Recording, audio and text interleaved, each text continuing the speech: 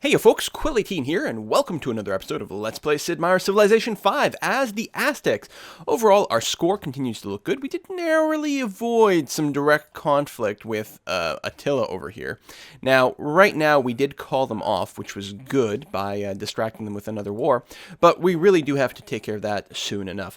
That being said, it has been a really weird game as the Aztecs, in that we haven't really been doing a lot of direct conflict with anyone, and therefore farming a lot of culture from our unique ability. But we're in a really good position. I mean, we had landscape that was just fantastic, didn't beg for early expansion, and a tough neighbor right next door. However, we are rushing up to some real military tech here, gunpowder, and we will be following that up with chemistry. So between cannons and musketmen, we should actually be able to hit Attila at a really sensitive time. It is Attila, right? I keep saying Genghis Khan, but that is incorrect. So right now, we just have to hold down the front line and keep going, keep teching up, and that should be good. I don't think he'll attack. And really, the only concern is if he bypasses the front line, because I don't have a ton of troops, but I have a decent number of troops, as I recall here. I mean, number 4 in soldiers is not great, but if you look at the ratio between Attila and myself, 93k to 67k, that's actually not so bad, especially when we're defending, when we're going to have the cities, and the AI, of course, is bad at 1 unit per tile. So we should, generally speaking, be okay. Now, if he does come and tell me, like, oh, what's all your troops? And I don't think I'm going to lie and say, I'm just passing through. Actually, at this point, am I really worried about a denouncement? Well, possibly. We're going to see how it goes. Religion enhanced. Oh, yeah, see? He's denouncing us no matter what. You'll pay for this in time. Actually, I don't remember everything that happened in the last episode because it's actually been a few days. I did rewatch a little bit of the video to try to see exactly where it was, but that's about it. We do have our cities on either food or production focus. Actually, I guess we want production focused, and the reason, apparently, that we generally want to do that is because then it, when your city grows, apparently the way the calculation works is at first it calculates all the food, and then if the city grows by 1, it puts the citizen down somewhere and then continues on calculating the turn, for example, production. So by going production focus, you ensure that the new citizen is going to work a tile that produces production as opposed to a pure food tile because the food step of the turn has already gone by. So you've sort of lost your opportunity to get that food, so it would be stupid for the new citizen to get auto-placed somewhere with food. So this will ensure that it gets placed somewhere with hammers, which is pretty cool. I don't know if I have to lock down quite as many things as I was doing before. There are some great beaker steps here, but I think, well, actually, you know what? We don't need to rush out these crossbowmen anymore. Let's go ahead and encourage a little bit of science. That'll slow down our growth, though. Growth is also good. Growth is very good. You know what, I'm actually pretty okay with the tiles that are being worked, and I think this city here was also on growth focus for a little while, or food focus, I should say. Right now, it's back on production focus, but still working a relatively high amount of food, and I think that's fine. Of course, we've got the iron lock because we always want to be working that. The cotton is nice for money, but other than that, it's not really helping to grow this city early on, so I'm fine with these tiles. Okay, that seems fine. What was, Korea has enhanced Confucianism. All right. And this unit here was just helping to form a line. So it is unfortunate that we're spending, what, 15 gold per turn with our deal that we had with Attila, because I want to save up now just for upgrades. I'm going to try not to bribe any city-states. And I need to turn on my... Oh, there is no resource there. Okay, I just built a mine just to build a mine. I think I can pretty much just automate these guys now. I hope automated. I do have them so that they don't cut down forest and features. I hope that also means that they won't cut down jungle. I just realized that may not be the case. You know what? I'm going to try to avoid being lazy, and I will keep my workers on manual again, just until I build all of my trading posts. Go away. All my trading posts on my jungles, because I don't want to actually bulldoze down the jungle. That would be bad. So, we have a new caravan available to us. Do we have any city-states that want a trade route? Well, that's a road. So the answer is no. Now, I don't really want to build any more trade routes to Attila because our war is coming fast. Oh, that's right. This guy was going to Seoul to provide some religious pressure. Except that we don't. I don't know what the calculation is there.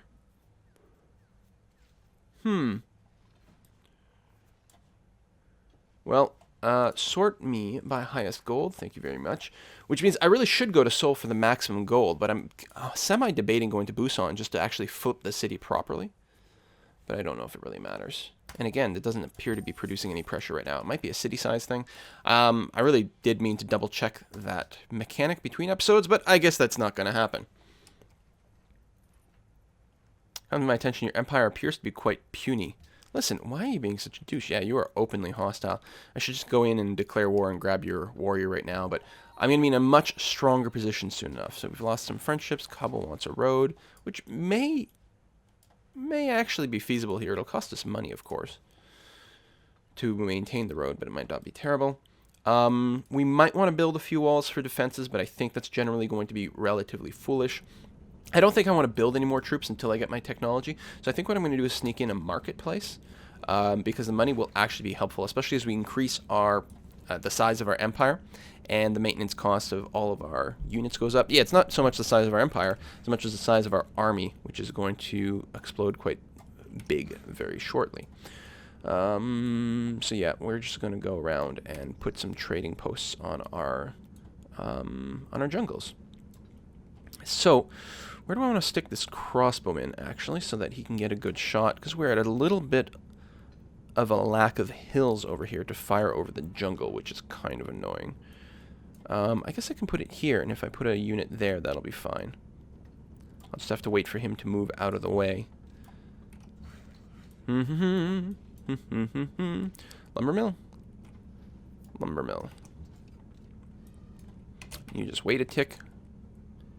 Great scientist. Well, I would love to spawn a great scientist. Singapore, if I do, you will be the first that I notify. Don't worry about that. And we get your unit from Sidon. Would have been nice if they'd waited a few turns for gunpowder to kick in. I'm not sure if it would have made a thing. Cool. We got a promotion. How come we got a promotion? Because we got a free tech. Well. So we're going to unlock chivalry for free, which we didn't strictly need by itself, although a couple of knights might not be a terrible idea, but it's still something that we need that leads to other techs.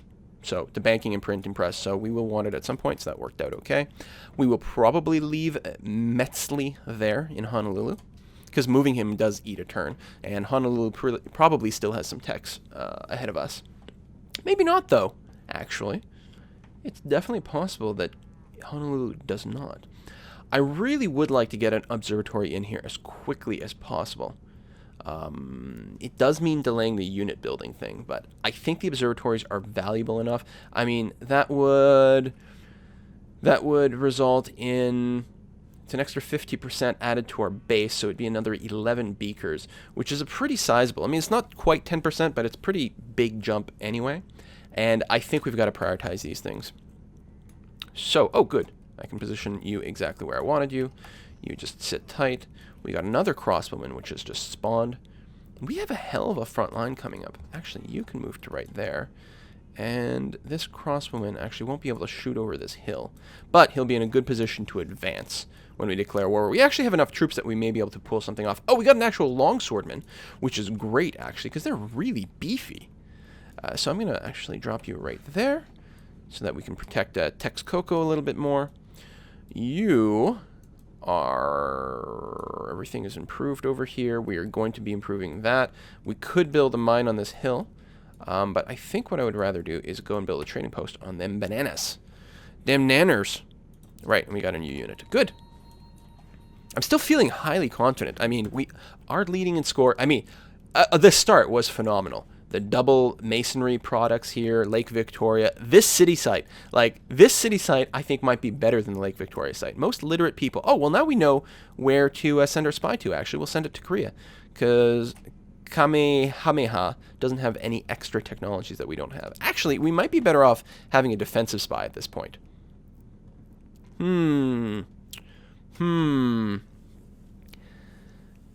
But the thing is, even with a civilization that has equal or less amount of technologies than we do, there is always a chance that you'll still steal text because it's based on what they have that you don't have. So they've unlocked chivalry. For all I know, they might have banking or the printing press or something like that. So that could unlock it.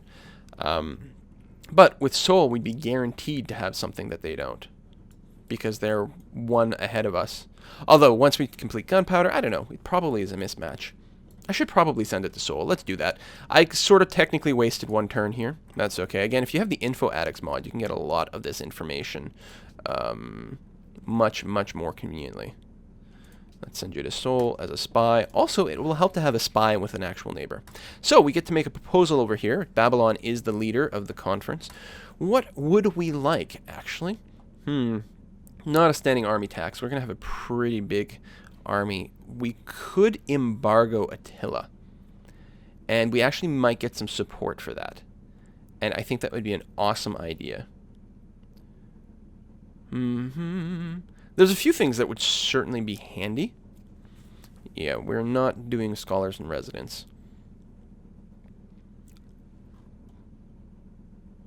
Now, science funding is always fun. It also will screw anyone going for cultural victory.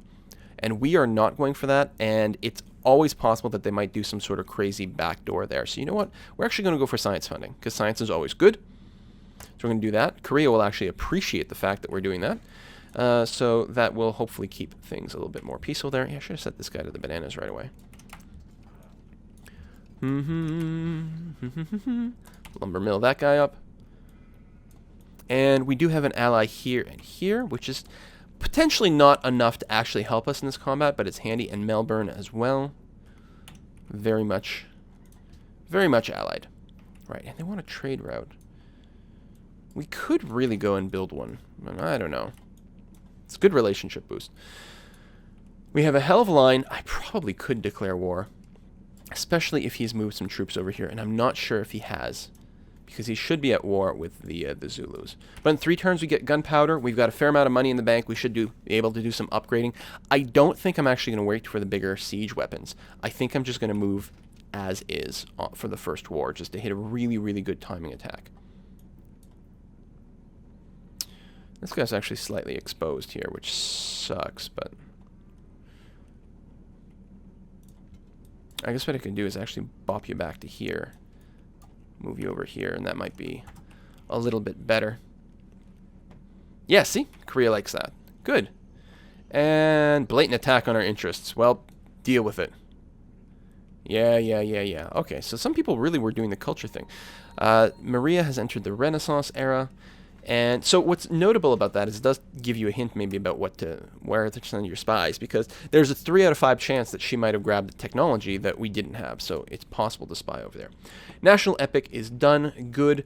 We probably do want an artist guild at some point. I just don't know if we need to get it sort of today.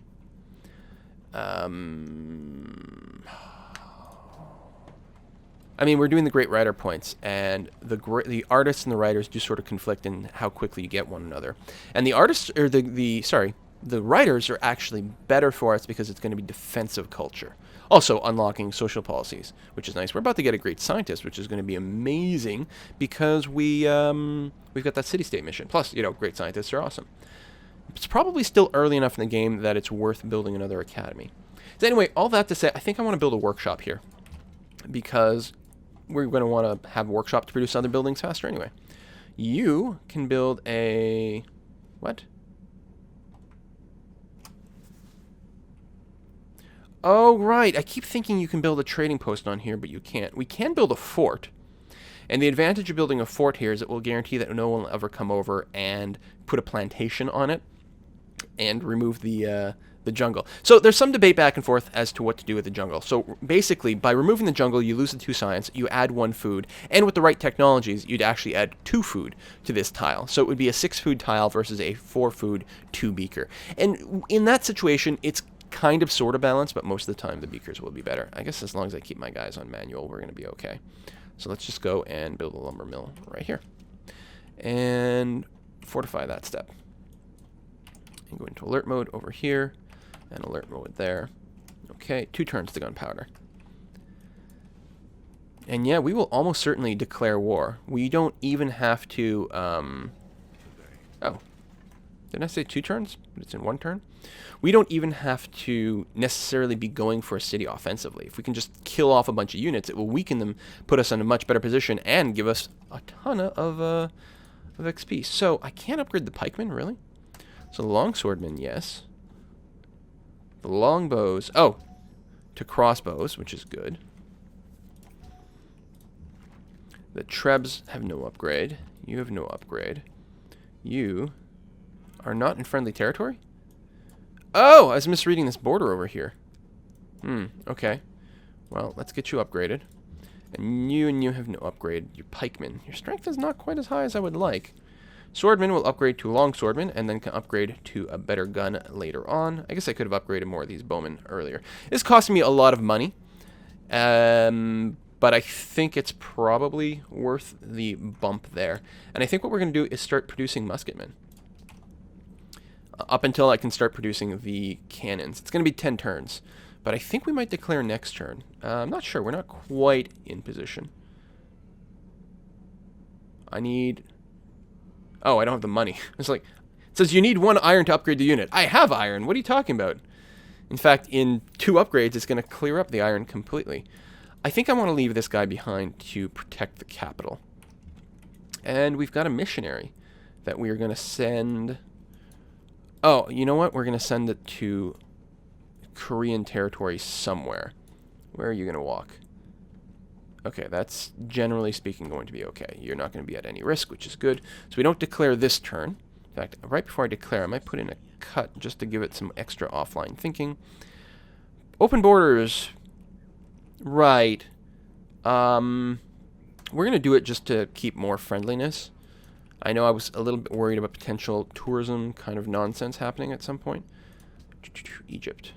Yeah, they are producing a little bit of tourism, but not much to be scared of. Great scientist was born. Okay, let's close this. So, production way down here. Workshop is done. You actually have no defensive units nearby, and I don't think that Attila is going to be able to burn through my territory when we're actually at war, because we've got tons of units that are actually going to be tied up in this war.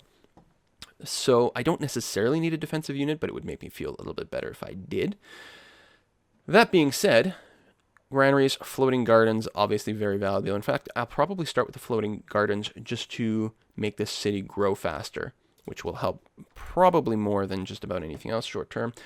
Observatory finished. Lovely. Let's build a musketman. And we've got a crossbowman who needs orders. So we will move you... Oh, hold on. We're going to do that. And that. There we are. We're definitely going to upgrade the very front line, most people. We can build a trading post on this jungle, which is lovely.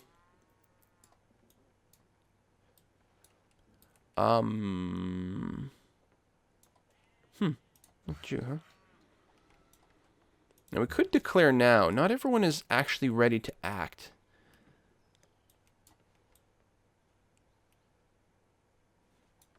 What could we do? We could take out a Treb right away. Could severely injure this guy, or this guy, because I've got my crossbowman. I could steal the worker, but I'm not sure that I literally want to do that right now, because it would probably cost me a pikeman, to be honest. I could kill the caravan, although the musketman is currently occupied. I think we're going to declare next turn, which means I should move more stuff out. Now, part of the issue here is that this city, like, these tiles are within range of the city, which means if I move these people forward, they're going to get bombarded. Let's take a quick peek and see what kind of threats we've got. The crossbowman, the treb, the pikeman. I would probably lose something. Oh, well, you know what I should do? I could actually hit this guy, couldn't I? That would be stronger. I wish I could pull back this pikeman now. Should I declare this turn? I think the answer is no. I think I'll still give it 1 turn. Plus, I've got that musketman there. I think that's fine. Yeah, we'll wait 1 more.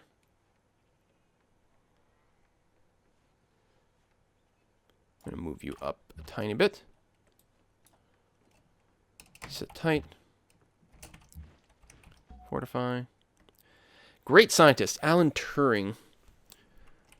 And I think I would still like to build more of those academies here, because this should be my science city. I've got the National College. Should get the biggest multiplier. 64 base beakers.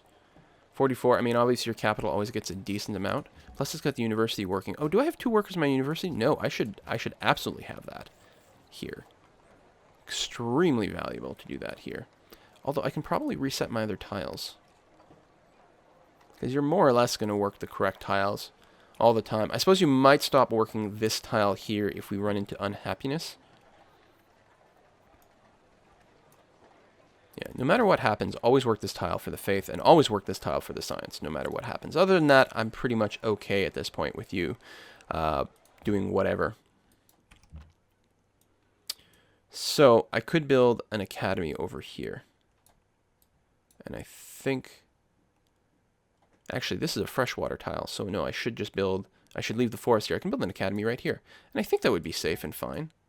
I feel like I should be escorting the great scientist, though, because actually there's a lot of Hunnic units around in the middle. That's true. There's a lot of stuff right in the middle. I don't think I want to move the scientist yet. Oh god, there's some stuff back here too.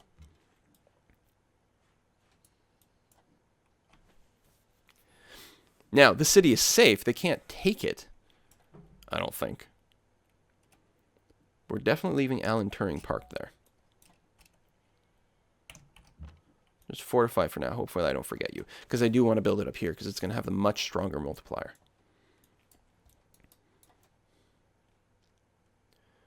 But yeah, I'm gonna pull back with the crossbow.